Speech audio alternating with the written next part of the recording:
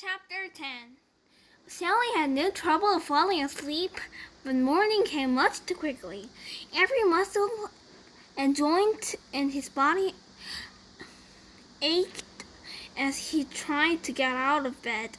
He didn't think it was possible, but his body hurt more than it had the day before.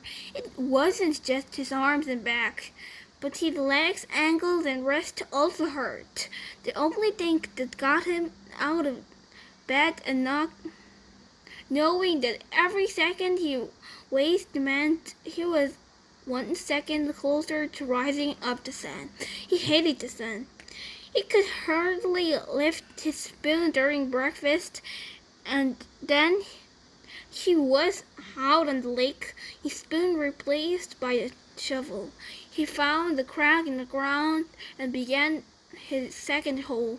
He stepped on the shovel blade and pushed on the very back of the shaft with the base of a thumb. The hurt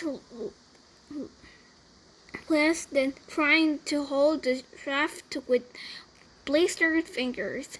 As he dug, he was careful to dump the earth far away from the hole. He needed to save the area around the hole for when his hole was much deeper. He didn't know if he'd never get that far. X-ray was right. The second hole was the hardest. It would take a miracle. As long as the sun wasn't out yet, he removed his cap and used it to help protect his hands. Once the sun rose, he would have to put it back on his head. His neck and forehead had been badly burned the day before. It took it one shovelful at a time, and tried not to think of awesome task that lay ahead of him.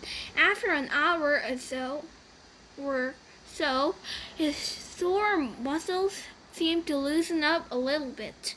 He grunted as he tried to stick his shovel into the dirt. His cap slipped out from under his fingers, and the shovel fell free. He let it lie there. He took a drink from his canteen. He guessed that the water truck should be coming soon, but he didn't finish all the water. Just in case he was wrong, he learned to wait until he saw the truck before drinking the last drop. The sun wasn't yet up, but its rays arced over the horizon and brought light to the sky. He reached down to pick up his cap, and there next to it he saw a wide flat rock. As he put his cap on his head, he continued to look down at the rock. He picked it up. He thought he could see the shape of the fish fossilized in it. He rubbed off the dirt, and the outline of the fish became clear.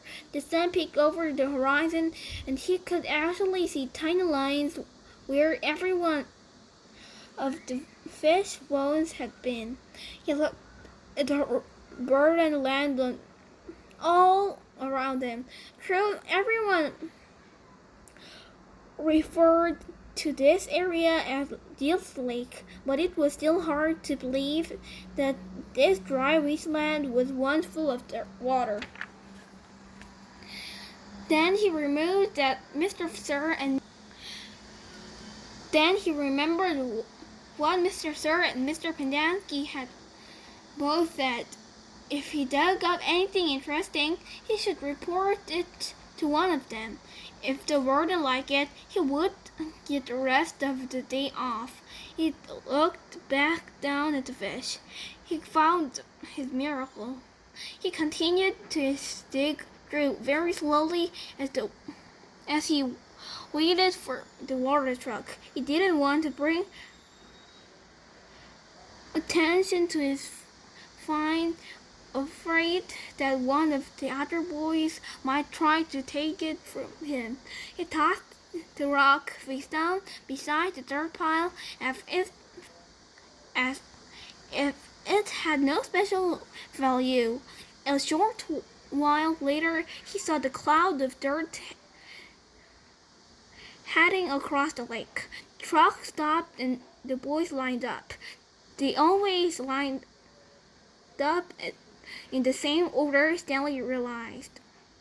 No matter who got the first, Acme was always in the front of the line. Then came Armpit, Squid, Zigzag, Magnet, and Zero. Stanley got in line behind Zero. He was glad to be at the back so no one would notice the fossil. His pants had very large pockets, and the rock still made a bulge. Mr. Pendanski filled each boy's canteen until Stanley was the only one left. I found something, Stanley said, taking it out of his pocket. Mr. Pendanski reached for Stanley's canteen, but Stanley handed him the rock instead. What's this? It's a fossil, said Stanley. See the fish? Mr. Pendanski looked at it again. See, you can even see all of its little bones, said Stanley. Interesting, said Mr. Pendanski. Let me have your canteen. Stanley handed it to him. Mr. Pendanski filled it, then returned it. So, do I get the rest of the day off? What for? You know, you said if I found something interesting, the warden would give me the day off. Mr. Pendanski laughed as he gave the fossil back to Stanley. Sorry, Stanley, the warden isn't interested in fossils. Let me see that, said Margaret, taking the rock from Stanley. Stanley continued to stare at Mr. Pendanski. Hey, Zig, dig this rock. Cool, said Zigzag. Stanley saw his fossil being passed around. I don't see anything, said Earthquake. He took off his glasses, wiped them on his dirty cloth, and put them back on. See, look at the little fishy, said Armpit.